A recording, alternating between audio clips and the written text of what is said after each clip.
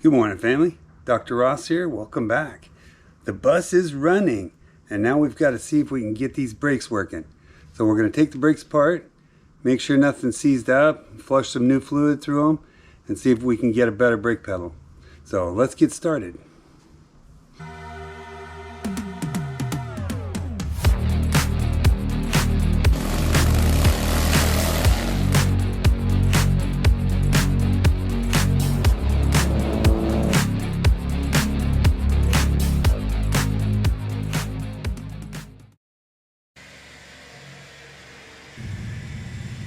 I decided to order a puller for the brake drums, so I had a few days to wait.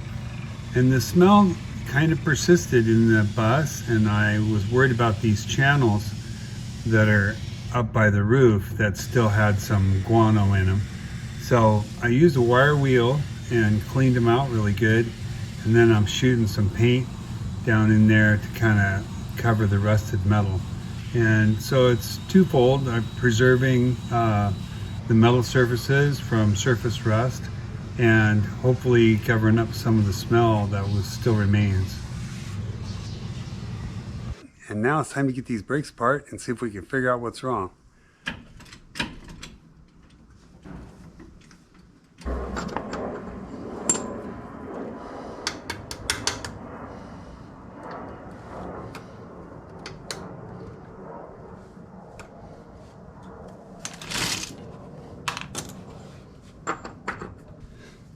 I had to order the right socket for this. It's a 46 millimeter on the bus, so let's hope we can get it get loose. I'm checking the threads are definitely not reversed. I can see how the thread comes off at the end of the spindle here. So let's try it first with the breaker bar.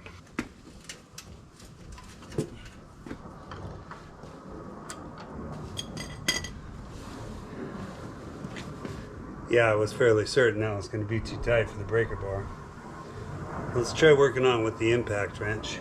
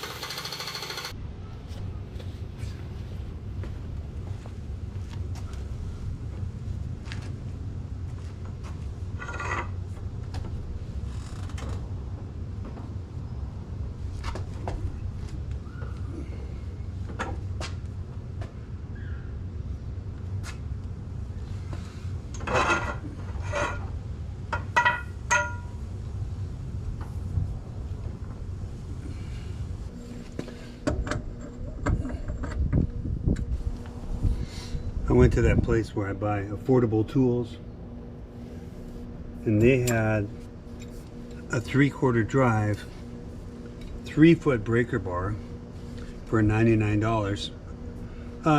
Okay, I admit it was Icon, but $99 for a 3-footer. So right next to that on the shelf at Harbor Freight, they had this one for only 20 bucks, and they had a jack handle on sale for 20 bucks. So $99 for the 3-footer, or 40 bucks for this setup.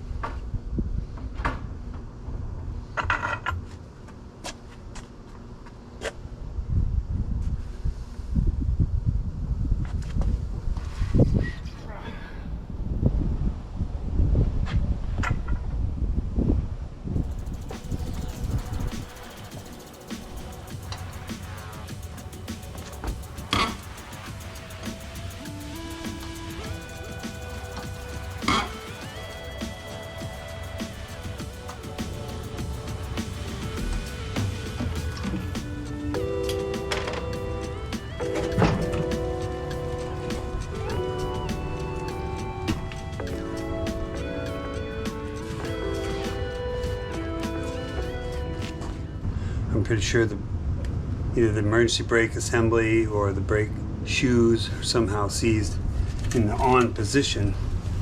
So I'll be surprised if it comes off easy.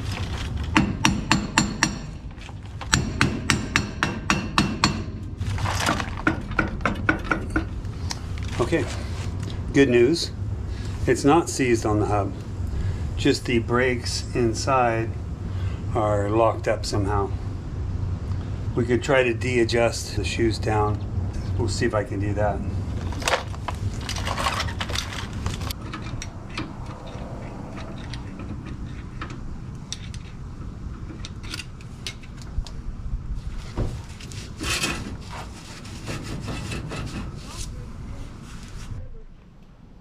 All right. Evidently this is the best puller style for these. I got mine on Amazon.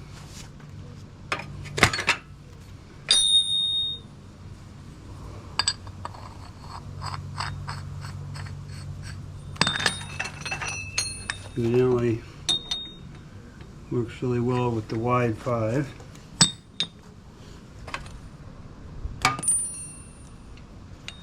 We're going to use the pointed tip. These fit into a key right here and grab on. Yeah. Going to need some longer nuts. All right, I did come up with some longer lug bolts that are 14 millimeter. Fit right in this hub.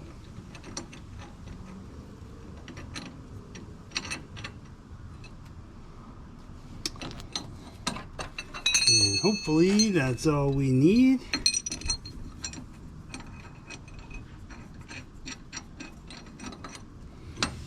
And we find the notch on the puller that goes through the jaw.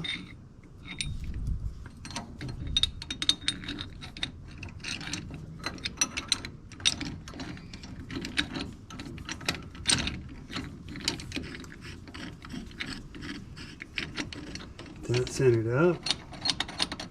And screw these in a little bit more.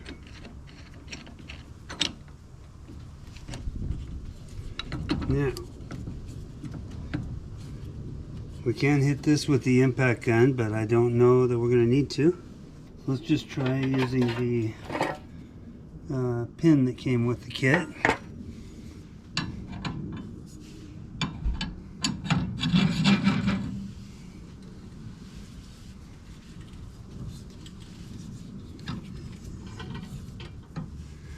Okay. You can see it's starting to come here. Hoping not to break the wheel cylinder.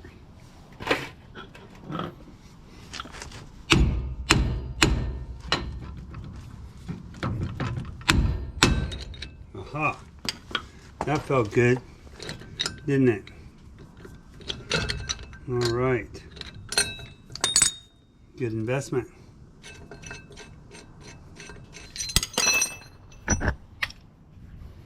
That was a very nice investment. I'll put this all back the way it goes.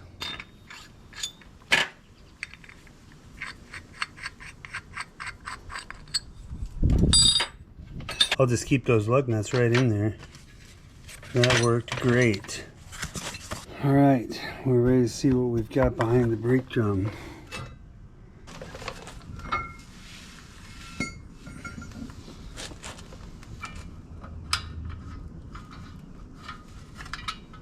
Yeah, see, I believe that this emergency brake cable is froze inside there. What we're going to try to do now is move it back this way as if the spring was able to release it.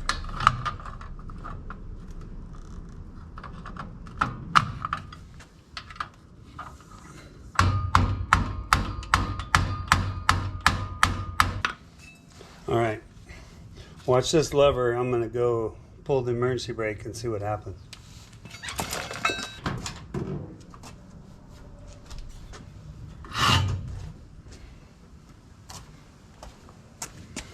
Pulls the cable tight, makes the brakes go on. And when we release, it's not releasing. I don't really want any lubricant on my brakes. It will ruin the brake shoes. But I'm going to be really careful and try to get this on some of the moving parts and see if I can get it freed up. I'm also going to try to get some down that cable.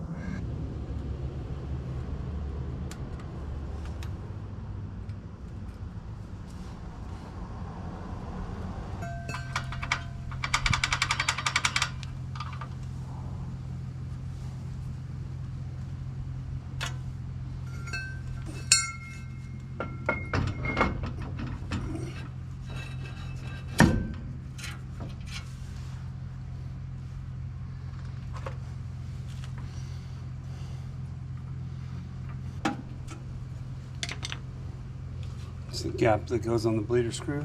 A little bit of go easy on the bleeder screw.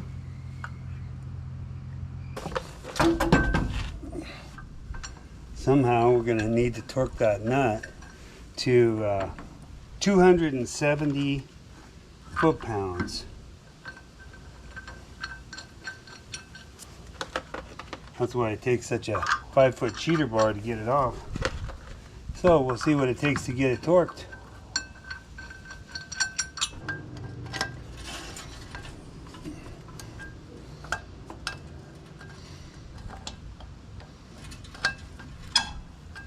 I got this torque wrench on Amazon. We'll see how high it goes. 250 foot-pounds. That'll have to be good enough. So the lug nuts are 80.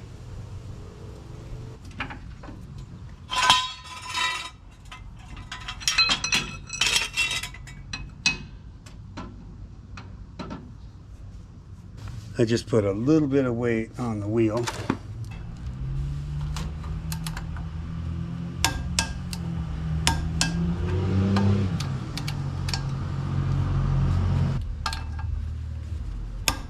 Okay, wheels torqued. It's 250, 260, all right, 270. Suffice it to say that they mean really, really tight. How's that sound?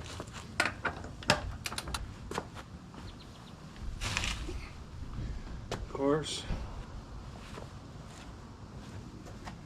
I'm going to move the wheel.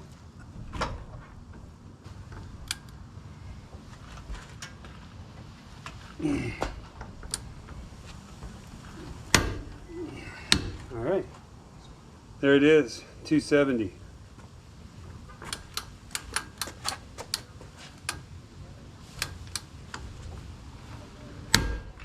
Okay, the cotter pin way is not open.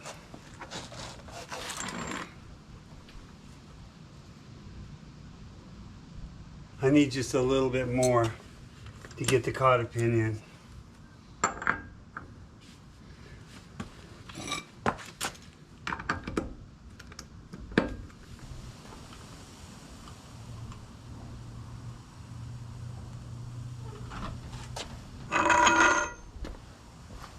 Did it move?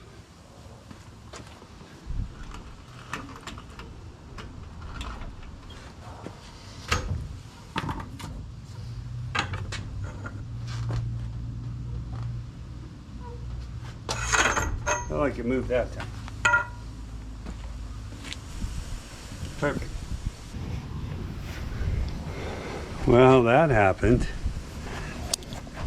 All right, so I got the brakes all freed up in the left rear here, and that was the one that was sticking. I got that cable to move pretty good, and the assembly inside the drum is working okay. The pads look good, but I'm sure we will be doing a full brake job. What we did for now is got it all freed up, so it's not going to be overheating on us when we drive, and I'll have to be careful not to set the emergency brake. So I have another thing set up here. That's going to be my parking brake for the time being. So now that the motor's in, the brakes are not seized up, it's time to take it for another test drive. Hasn't been out since the motor got put back in. There was a little evidence of something leaking. I hope it's not fuel, so we're going to check that out, and then we'll go for a little drive. I got to show you why it seems like Spud is happy now. So the bus has not been started for 2 days, and I promise this is it. First time in 2 days.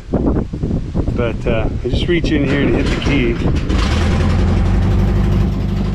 just wants to go now. It shows you how happy Spud is right now. So, let's take him out for a drive.